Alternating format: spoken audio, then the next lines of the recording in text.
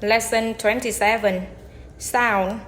Let's begin by looking at the difference between sound and noise. Sometimes these words are interchangeable, but not always. A sound can be pleasant, neutral, or unpleasant, but noise is always either neutral or unpleasant. I woke up to the lovely sound of my wife playing the piano. That pleasant. I could hear the short sound of their voice in the other room. That neutral. The flying cars make horrible skittering sounds. That unpleasant. I can hear you. There's a lot of background noise. Could you call me back? That neutral. My car is making an annoying buzzing noise whenever I turn on the AC. That unpleasant. If a noise or sound is very strong, we can describe it as a loud sound or noise. And if it is really intense, then we can describe it as a deafening sound or noise. On the other hand, if we can barely hear it, then it is a faint or short sound or noise. There's a lot of muffled sound when it seems that something is blocking the sound. Noise that doesn't stop is called constant or incessant noise. You'll hear this type of noise if your house is close to the highway. For example, you'll hear the roar of traffic day and night.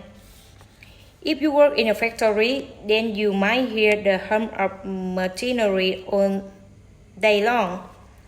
And if you live next door to college students, you will probably hear music blaring as they party every night. Nature is full of noises too, such as birds chirping and dogs barking. If you sit near the ocean, you can listen to the waves crashing. When you are in a remote, desertic area, you might hear the wind whistling through the trees. And if there's a storm, you will hear the rumble of thunder, or be scared by a sudden thunderclap. Now let's talk about the absence of sound. There's a difference between the words quiet and silent.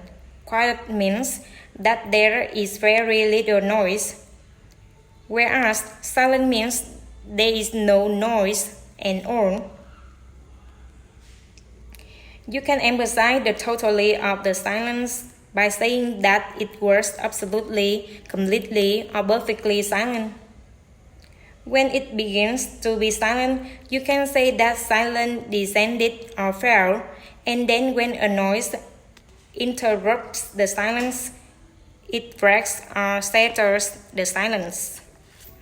It's also common to use collocation to give an emotional tone to the quiet or silence. The keys were only tranquilly, uncharacteristically quiet.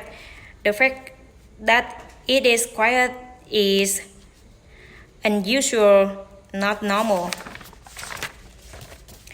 His joke about sex was followed by an awkward, uncomfortable silence. The silence is due to embarrassment.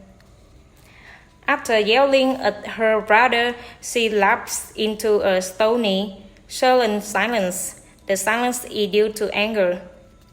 There was a short, stern silence. After the resident announced his resignation, the silence is due to extreme surprise. The city becomes ominously, eerily quiet after midnight. The quiet is frightening and possibly dangerous.